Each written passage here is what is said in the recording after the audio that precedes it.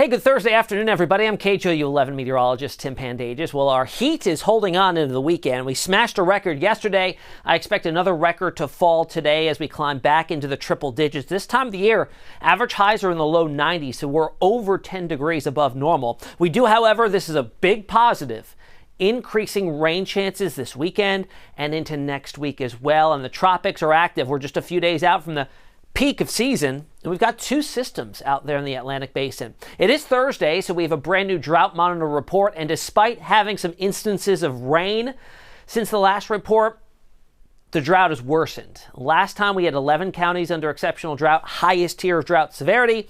That is now up to 14 of our counties under exceptional drought. We need some rain. Just how much to pull us out of drought, completely out of drought in the next 30 days? We would need 20 inches of rain. Not feasible. In fact, the chances of this happening in the next 30 days, pulling us out of drought, is less than 2%.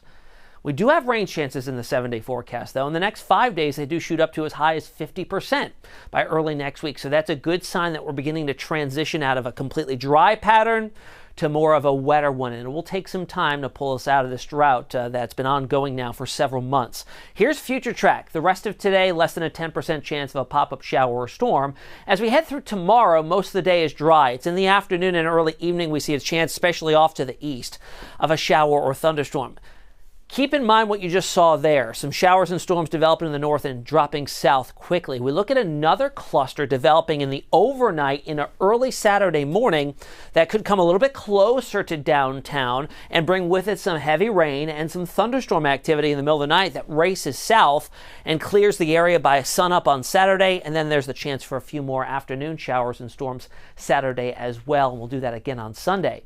As that cluster barrels through from north to south, it'll likely pack with it some gusty winds. They may reach severe criteria overnight Friday and early Saturday, so Storm Prediction Center has our entire area under a level 1 threat for some severe weather. Now, heading into next week, I think our more widespread threat of some more beneficial rain comes along a front that's going to try to work its way down from the north and move towards the Gulf Coast. That brings with it shower chances, widespread shower chances, and slightly cooler temperatures. How much rain may we see over the next 10 days? Again, this is spread out over the next 10 days, but we could see as much as 1, 2, 2.5, maybe 3 inches locally in some spots. Not enough to pull us out of drought, but certainly to put a good dent in drought conditions across the area. Let's talk tropics now. We've got Lee, Category 2 hurricane already.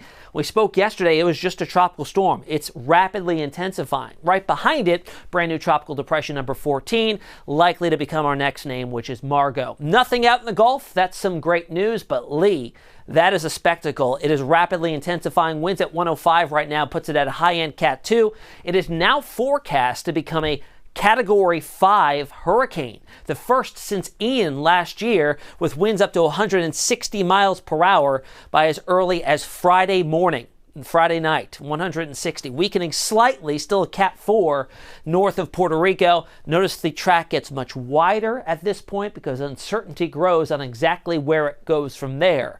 A turn north is expected, but exactly when that happens will determine impacts, if any, along the eastern seaboard of the United States. If you can see barely in there is Bermuda, that'll likely see the highest impacts, and eventually later on it could be Atlantic Canada that deals with some impacts from Lee as it moves north. Highs today, we're up into the triple digits. Record high at Bush today is 99. I think we easily break that with a high of 103, 104 out at Sugar Land. This weekend, 101 on Saturday, 30% isolated storms mainly in the morning, about a 20% in the afternoon.